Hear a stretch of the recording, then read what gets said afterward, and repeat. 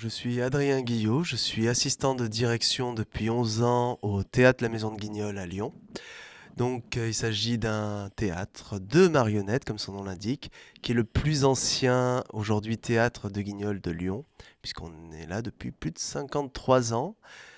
Nous sommes une salle donc de spectacle qui proposons beaucoup de séances de guignol, bien sûr, pour la famille, café-théâtre, on a fait des concerts, tout genre de spectacle, bien entendu. Aujourd'hui, voilà, c'est un lieu qui accueille quelques 50 000 spectateurs par an. Voilà, plutôt satisfait, et content et heureux d'être autant suivi par les Lyonnais. Alors actuellement, je travaille surtout à la gestion du lieu, en secondant le directeur, Monsieur Patrice Cardelli.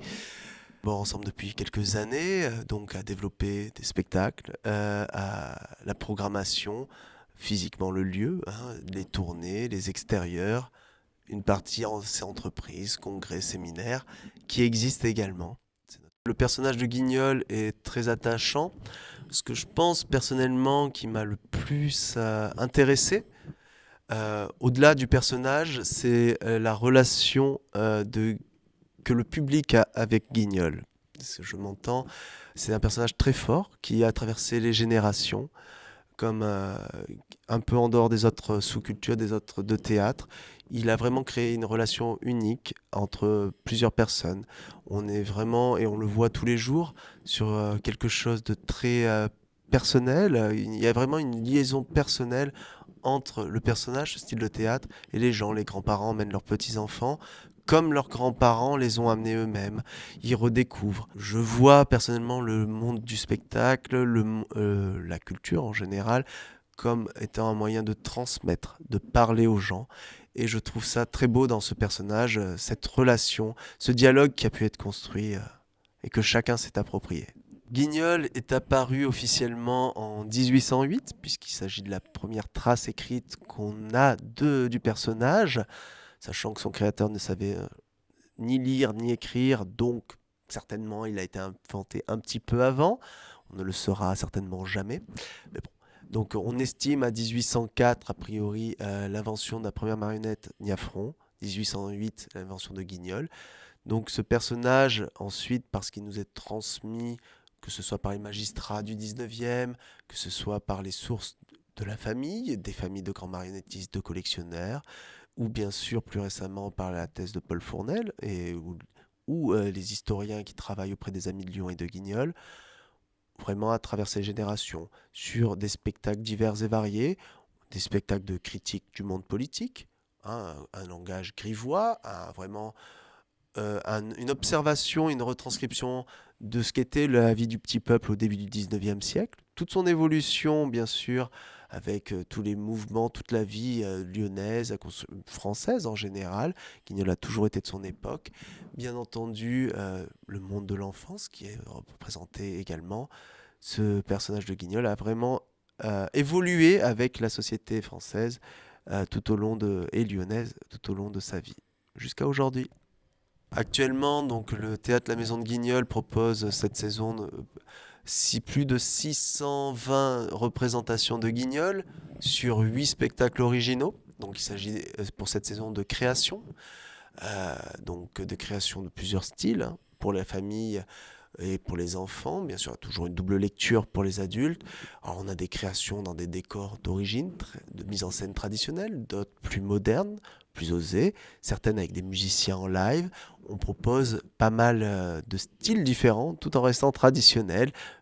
Il y a beaucoup d'ouvertures possibles tout en respectant bien sûr ce personnage de bout en bout. À côté de ces spectacles familiaux, cette saison, nous proposerons quelques 230 représentations de café-théâtre, de théâtre de boulevard, comédie, donc là qui sont un autre style, plus chansonnier, plus dans le one-man show, la comédie, donc avec des acteurs sur scène, sans marionnettes, mais le théâtre peut s'exprimer de plusieurs façons. Et aujourd'hui, le paysage de Guignol dans la ville de Lyon, alors il reste encore plusieurs lieux très actifs. Donc, à commencer par nous, le théâtre Maison de Guignol, ouvert en 65.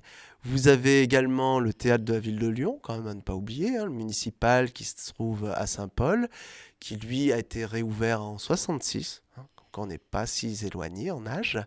Donc le théâtre de la ville de Lyon avec des compagnies différentes. En ce moment, la compagnie Emma Marionnette. Vous avez à la Croix-Rousse un théâtre, salle de la ficelle, tenu par Daniel Stréblé, qui est notre doyen à nous hein, en marionnette. C'est un très grand marionnettiste qui opère là-bas, je ne veux pas dire de bêtises, mais depuis la fin des années 80, mais qui lui joue depuis bien plus longtemps et qui a une très importante collection de marionnettes, une des plus belles collections qui peut exister, je pense, sur Guignol. Et puis en théâtre aussi, un théâtre d'extérieur pour changer, le théâtre du Parc de la Tête d'Or qui existe depuis les années 50 et qui lui officie au milieu du Parc de la Tête d'Or. Donc pour compléter ce paysage, vous avez également des musées. Le musée bien sûr de Gadagne, qui est le musée international de la marionnette, et le petit musée de Guignol qui se trouve aussi rue Saint-Jean. Voilà, aujourd'hui les 6 lieux consacrés et dédiés à Guignol. Et bien sûr, vous avez également des compagnies qui n'ont pas de lieu, qui vont jouer de temps en temps dans l'un et dans l'autre, ou créer des événements ou des tournées. Guignol est encore bel et bien vivant à Lyon. Notre actualité, bien sûr, de saison, c'est Noël. Avec Guignol et les 1001 nuits de Noël, donc un nouveau conte qui officie chez nous donc jusqu'à la fin des vacances de Noël, tous les mercredis, samedis, dimanches, tous les jours des vacances scolaires. Donc de nombreuses représentations pour Guignol et les 1001 nuits de Noël, pour toute la famille. Durant en moyenne 45-50 minutes, ce sont des spectacles interactifs et vivants, donc bien entendu, à quelques minutes près, ça change. Hein, suivi à la fin du spectacle par la visite des coulisses.